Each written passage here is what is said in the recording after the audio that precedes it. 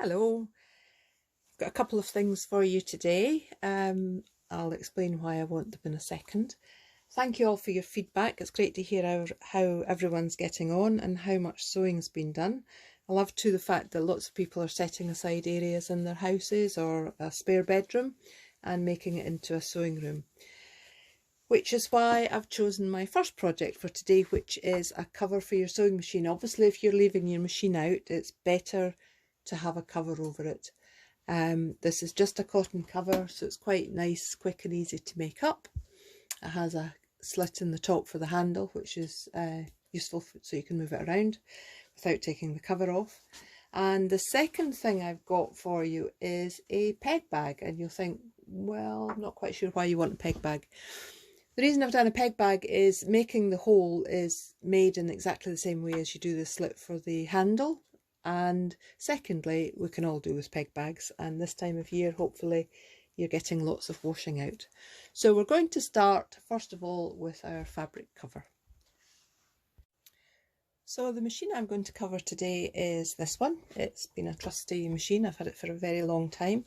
I don't use it all the time, but I tend to leave it out, so it's good to have a cover on it.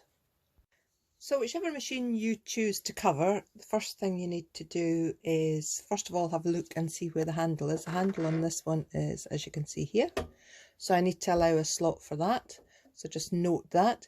The other thing I need to do is measure.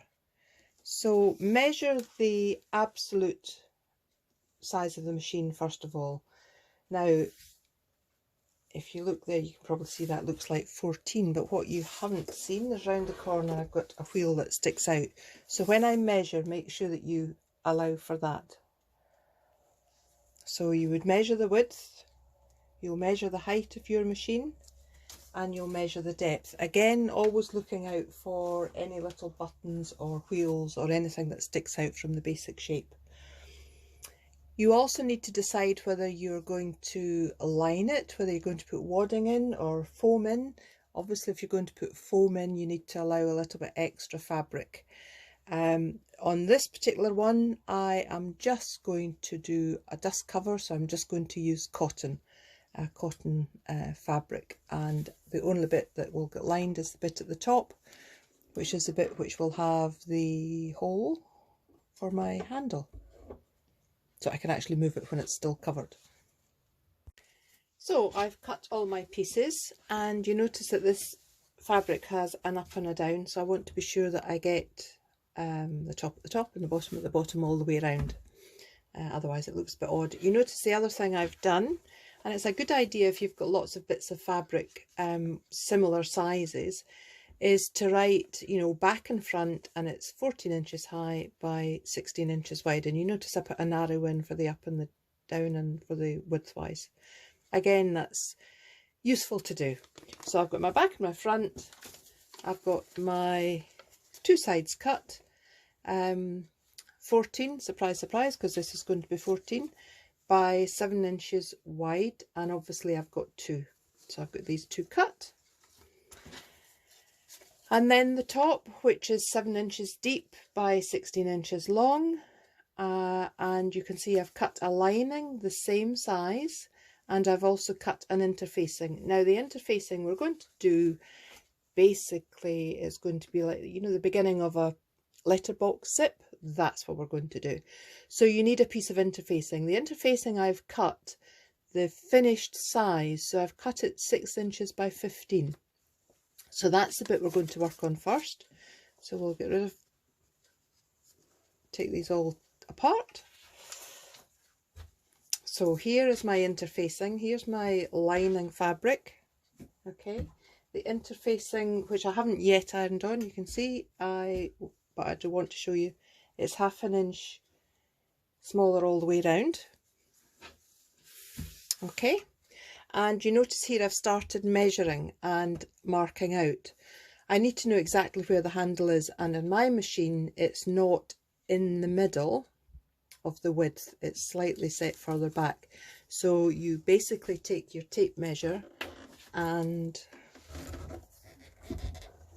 if I tip my machine down, you can see from there to there. So this is the absolute finished measurement, is 4 inches, and the same this side. And I've marked my, because remember my interfacing, I don't have any seam allowances on, so I can go in 4 inches and mark, and the same this side, it was 4 inches, and then do the distance in and the depth of the handle. Now, I've marked that. If I was to stitch that and make it that size, it would be, you'd have to have it absolutely spot on when you put it on. So I'm going to allow a little bit extra all the way around. I'm going to come from my line here. I'm going to come out 1/4 of an inch all the way around. So the marker pen that I used on here is the one that comes off with heat. So when I iron this on, these lines will disappear, but I will have already marked with my other pen the lines that are 1/4 of an inch bigger. So let me do that next. So you can see I've already done that with a biro. I just used my ruler, so I line up my 1/4 of an inch on the black line that was there and draw the line, and the same the other way, and then obviously the same on the 4-inch ones.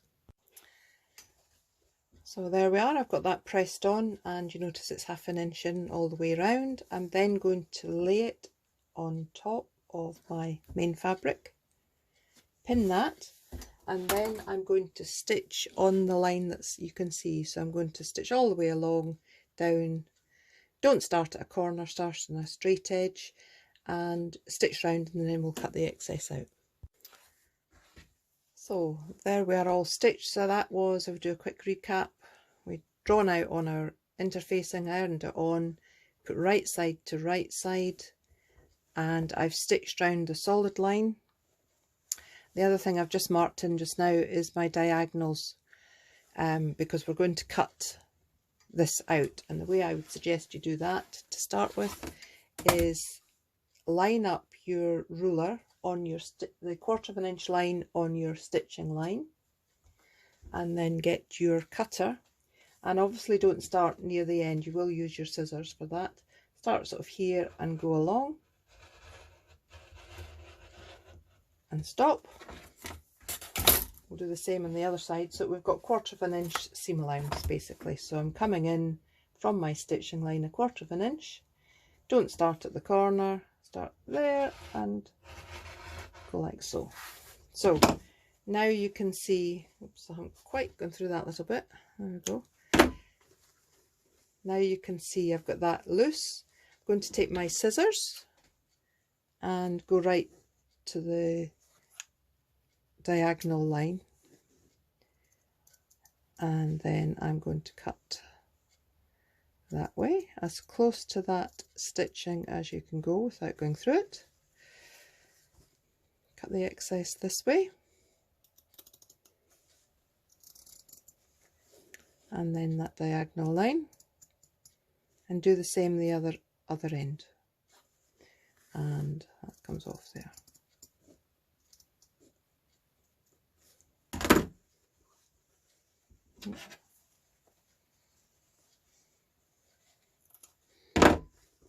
So you're seeing it now.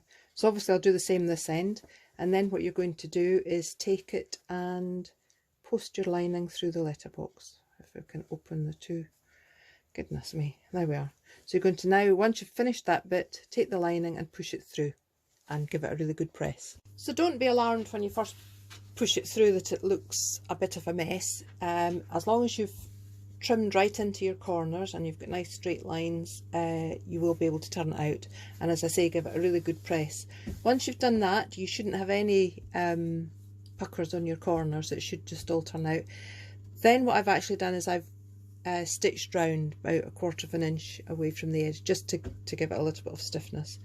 Because the other thing too is just take it and try it on your machine and make sure that the handle is in, the slot for the handle is in exactly the right place, and you can get your hand in. So the next thing we're going to do is add our sides to this piece. So remember we labelled them, so I've taken the label off, and remember I said I had a top and a bottom. This is the top of this design, so I'm going to line it on there. You notice the other thing I've done, oops, is I've marked 1/2 inch in. So when I sew, that better, let's try that. When I sew, I'm going to start there and I'm going to finish at the other line. So you're not sewing the whole seam, you're starting ½ inch in and you're finishing ½ inch from the edge. So if I put that pin in that way, you'll then go to the other end, get your other side piece and line that up, and again you will stitch exactly the same again, ½ inch in you start and go across and stop ½ inch in. So my 2 seams have been stitched, and remember I started and stopped ½ inch from the edge. I've pressed my seams open, and now I'm going to lay that onto the front piece, right side to right side, of course. I just fold that edge in like that. You will be able to see when I lay that on top. Don't know if you can see it there. It needs to come along a little bit. Yeah. So there's the fold of my fabric for the seam. And when I stitch along here, I'm going to stop at that fold. So if I obviously have to open it out just now, and I'm going to stitch ½ inch in, so that will be there.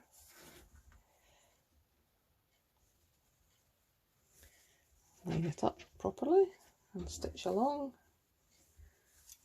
And when I come to this end, I should be what looks like ½ inch short. Obviously it's not. And last pin in there. So the first thing I would do is I would just go to the machine and stitch that. So we'll do that next. So I've stitched across the top. So you notice how the stitching, and this side I've trimmed a little bit. You notice how the stitching looks continuous, but actually I've stopped here with this seam and I've stopped here with this seam. If you have a gap there, you'll have a hole, so make sure you go right to the edge, and the same on the other end. Make sure it goes and you've got a nice corner. So that's the top stitched. You're then going to go to the side, so you'll take your front piece or back piece, whichever, and this is the welt, or the middle bit if you like, and you notice how I'm putting the 2 right sides together but keeping this out of the way. So line it up like that, and it should obviously match up because it was cut the same length. Yes, it does. And you're going to sew from here all the way down. So in fact I've done that in this side already, so you can see, hopefully. No, you can't. I've stitched from the top to the bottom, and that's it beginning to take shape. So there's the top and there's my side. Obviously it's inside out at the minute. So I'll do the other side and then we'll put the back or the front on. So that's us all stitched now. You need to trim all your edges now. I haven't done any of that other than the one seam that I did do. Overlock if you have an overlocker. If you don't worry, zigzag and cut the excess fabric off. So you want to take it down to about 1/4 inch. So moment of truth is when we turn it out the right way, and make sure when we poke the corners out at the top that it looks like that. So you don't want any puckers, and you want a nice crisp point, which hopefully we've got on all of them. The next thing I would do before I do my overlocking is just try it on the machine. So there we are, fits onto the machine quite nicely. You can see I've got the handle there as well, which comes up, and it's because I've left the gap big enough I can get my hand in to get the handle up. There's plenty allowance here for my hem at the bottom. So all that remains is to overlock the edges, turn up the hem, and then let's have another look at it. So there we are, that's it on the machine now. I think it's quite a nice, neat fit. I think it looks quite good. It is only just a cotton fabric, but it's enough just to keep the dust off your machine. Not that I'm suggesting that anyone here has dust in their house, but it will keep any bits away from your machine. Notice I have here on the front put a little bit of green fabric. The reason?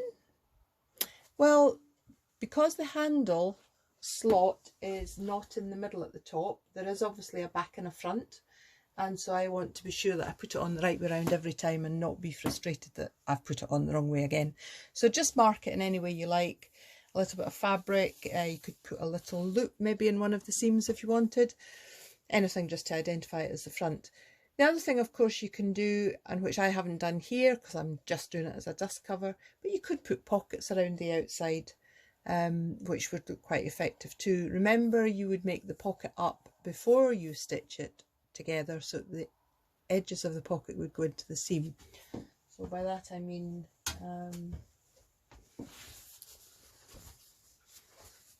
so just getting a bit of fabric for you now.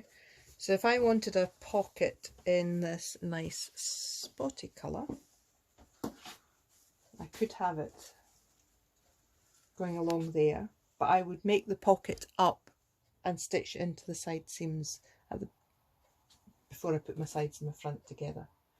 You could obviously stitch down there to make segments in your pocket, or you can leave it as one big one. I can also do pockets at the side. It's your cover. You do as you wish, but whatever, enjoy, and I hope you take the cover off on a frequent basis. So we've been looking at letterbox openings, let's call them that. Usually with a zip, it's a rectangular shape. With the handle that we made for our cover for our machine, it was a rectangular shape, but there's no reason that it should always be a rectangular shape. So here I have an oval shape, and this is going to make a peg bag. Real easy design. If I show you on the smaller piece here, so this would make a teeny weeny peg bag. I've drawn out the hole that I want, so it could be a complete circle, it could be a half circle, it could be an oval. You just need to decide what shape you want. Make sure that you keep it in from the edges, obviously, and the opening for a peg bag needs to be reasonably near the top. So you can see this peg bag when it's finished is actually, I know it's only a very small sample size, but it's actually going to be that depth. So you need to be sure that the opening is well above the halfway, otherwise you won't get any pegs in. Well, you get them in, but they'll fall out. So you can see on this tiny sample that I have drawn the shape out in pencil or pen. I've then machined round. I've taken this bit out, leaving about 1/4 inch seam allowance, and then you snip into your corners and then all the way around, just give it a little clip. Next thing you're going to do is turn it through, and this is where it always looks awful and you think, oh golly, it'll never come out properly, but it will. So you just need to pull it all the way through, and if you've snipped it properly, it will come into a really nice shape. So let me show you on the bigger piece. So this is the bigger piece, the one that I've cut the oval shape. Oops, a pin in the wrong place. So there we are. So there we're stitched and turned out, and I've got this nice oval. This is for my hand to go in to get the pegs. So the next thing we need to do is stitch it up, and we're going to stitch it in such a way that you won't have any raw edges in the inside, which is always quite nice. So you will take your outer fabric and bring it right up to the top. Now this fabric has lines in it, and I want my lines to match.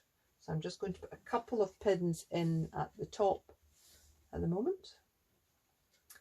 And then I'm going to pin, independently of the lining, I'm going to pin all the way down there and all the way down this side, leaving the top at the minute. Okay, so stitch down both sides of your main fabric. Turn this over, and you're now going to put your two lining bits together, matching at the top, and this time you're going to stitch down one side all the way, so all of one side, and on the other side you need to leave an opening, so probably from there to there I will leave open. So you will stitch that, you will stitch here in two parts, and then you can now put your lining and your main fabric sort of together, and you're going to basically stitch across the top, leaving a hole in the middle for your coat hanger hook. And if your coat hanger is shaped, you need to lay it onto your fabric and draw the curved shape. If it's fairly straight, then just make sure you leave the hole in the top. So you will stitch through all 4 layers, 2 lining and 2 main fabric, across to the middle, and the same from here, leaving that little bit open. Right, now the fun part. So it's all been stitched. You can see I've left a gap in the lining, but just the lining piece, and I've left a gap through all 4 layers on the top for your, if I pull it down you can see it on the top there, for your coat hanger hook. So find the hole in the lining, okay, put your hand in there, and I tend to go down to the corners. The other thing I would do if I was doing this for real is I obviously would, and obviously you will, trim your corners. It all just comes through. You just have to believe it will come through. So a stick to poke things out, right down into the bottom corner there, onto the other corner. And again, I'm doing this very quickly. You will take your time and make sure it all turns out neatly. Once you've got it turned out, then you can see we've got the lining that we've got to push back in.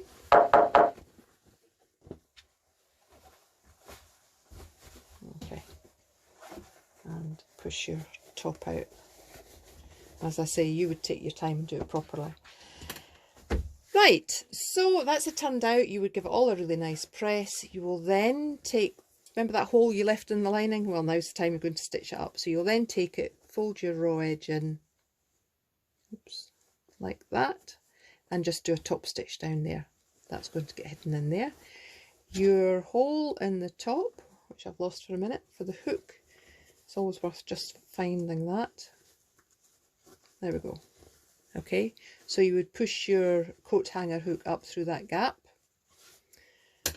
and that's it. You just basically need to get washing and get some pegs in your bag, and off you go. Peg bags.